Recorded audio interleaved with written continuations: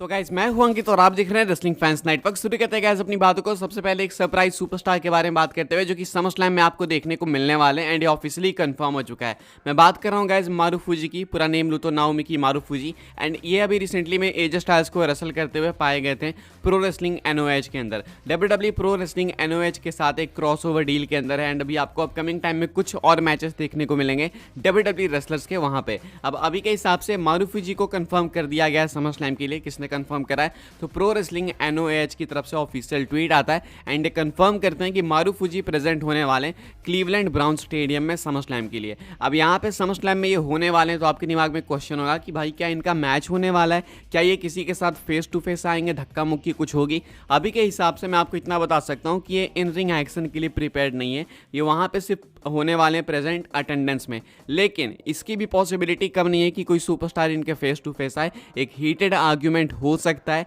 And उसके बाद क्या पता डब्ल्यूडब्ल्यू अगर मारूफूजी को डब्ल्यूडब्ल्यू में रेसल कराना चाहती है तो मे भी कुछ टाइम बाद आपको इनका मैच भी देखने को मिले। लेकिन समरस्लैम में इनका मैच नहीं होने वाला है। हीटेड आर्ग्यूमेंट हो सकती है भाई, हो सकता है कि धक्का मुक्की भी हो जाए किसी के साथ में, क्योंकि ये प्रेजेंट होने वाले हैं रिंग साइड एंड हमको पता है कि अगर कोई सेलिब्रिटी या फिर कोई बिग एंटिटी डब्ल्यूडब्ल्यू के अंदर किसी बड़े शो में रिंग साइड होता है तो उसके पीछे का रीजन आप जानते ही हो एंड क्यों करती है डब्ल्यूडब्ल्यू वो भी आप जानते हो, ताकि हाइप और ज़्यादा बढ़े एंड उसके बाद फ्यूचर में एक मैच वगैरह हो। तो अभी के हिसाब से मारूफूजी कंफर्म हो चुके हैं समरस्लैम के लिए। क्या आप चाहते हो मारूफूजी को डब्ल्यूडब्ल्यू के अंदर कंपीट करते हुए भी देखना?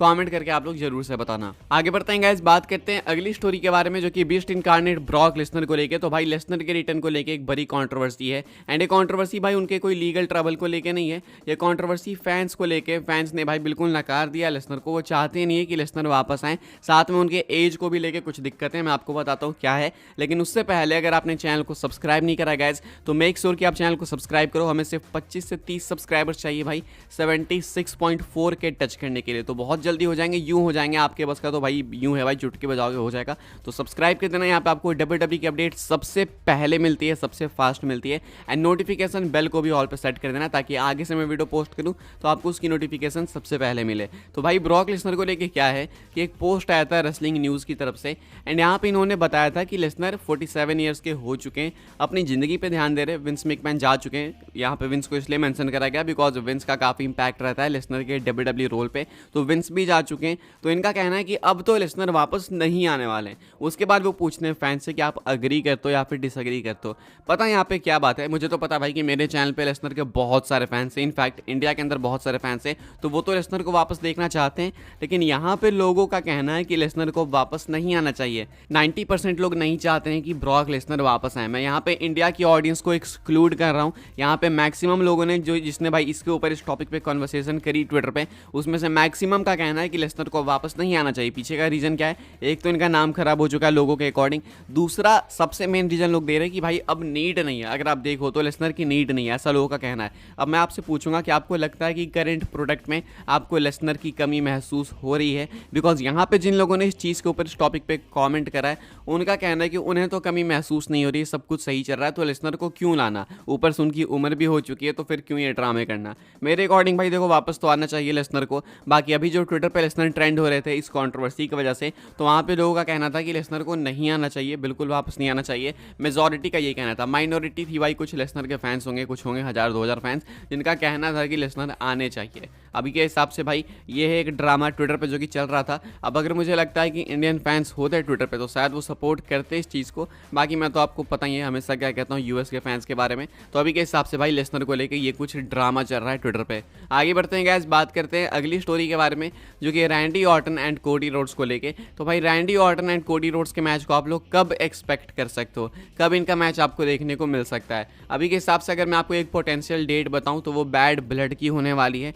क्यों होने वाली है मैं आपको रीजंस बता देता हूँ। एक तो बैड ब्लड का नाम ही काफ़ी है, बैड ब्लड मतलब रिवेंज, पुरानी हिस्ट्री, इस तरीके से आप कह सकते हो। तो बैड ब्लड में ऑर्टन कोडी का मैच इसलिए भी हो सकता है बिकॉज अगर ऑर्टन कोडी पे समरस्लैम में टर्न कर लेते हैं या फिर समरस्लैम के बाद तुरंत बाद भी टर्न कर लेते हैं तो भी इनका मैच बैस इन बर्लिन में नहीं होगा। बैस इन बर्लिन में नहीं होगा मतलब कि बैड ब्लड में होगा। अब आप बोलोगे भाई बैस इन बर्लिन में क्यों नहीं होगा? अभी के हिसाब से बैस इन बर्लिन जब डब्ल्यूडब्ल्यू ने अनाउंस करा तो लगा तो एक बहुत बड़ा इवेंट था, लेकिन अब सुनने में आ रहा है कि बैस इन बर्लिन लेकिन शायद उस लेवल का इवेंट ना हो जितना कि WWE ने इसको अनाउंस करा। अटेंडेंस भी भाई थोड़ी कम होने वाली है एंड बैश इन बर्लिन में मेनली ये लोग रेसलिंग मैचेस पे ज़्यादा फोकस करने वाले हैं। रेसलिंग मतलब फिजिकल रेसलिंग, वो स्टोरी लाइन्स पर थोड़ी कम यहाँ पे अटेंशन देंगे। ये अभी 2 मैचेस ऑलरेडी हमें कंफर्म दिख रहे हैं, एक Sami Zayn versus Ludwig Kaizer, ये भी wrestling match, proper wrestling match, and एक होगा गुंथर वर्सेस इलिया ड्रैगनो, ये भी प्रॉपर रेसलिंग मैच। तो ये 2 बड़े मैचेस होने वाले हैं। तो आप समझ लो कि अगर ये 2 बड़े मैचेस हैं तो इससे बड़ा ये क्या ही अनाउंस करेंगे। मतलब ये नहीं चाहेंगे ना कि लुडविग काइजर से या गुंथर के ऊपर से लाइमलाइट जाए।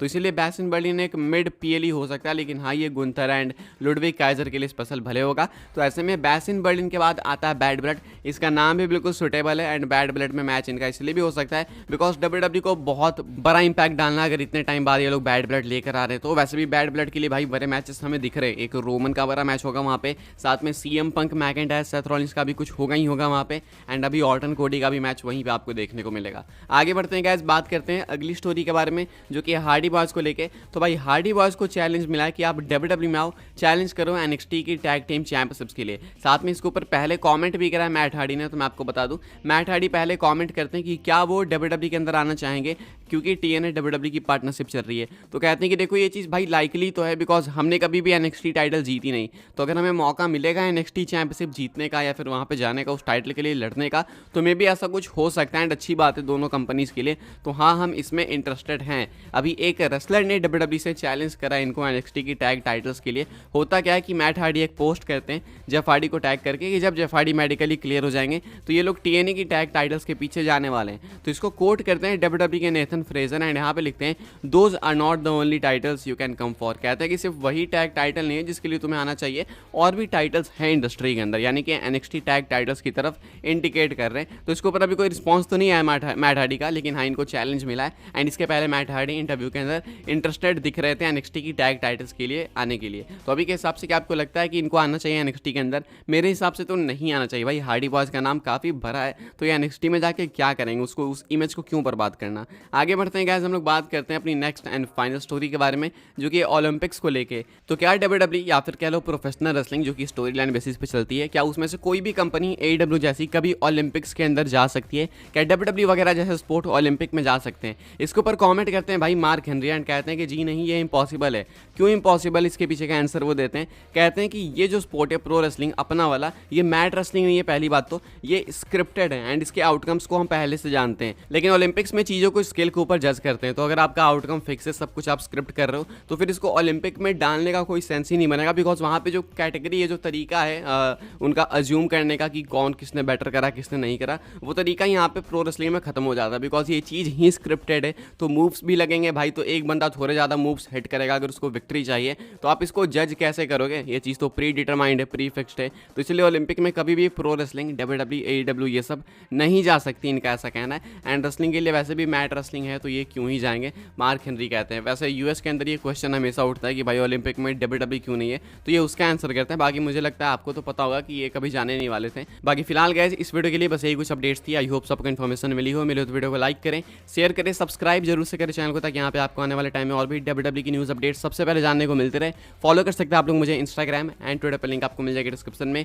ज्वाइन कर सकते हैं व्हाट्सएप चैनल को, उसके भी लिंक है डिस्क्रिप्शन में। मिलते हैं अपनी नेक्स्ट ऑफर काफ़ी इंटरेस्टिंग वीडियो में।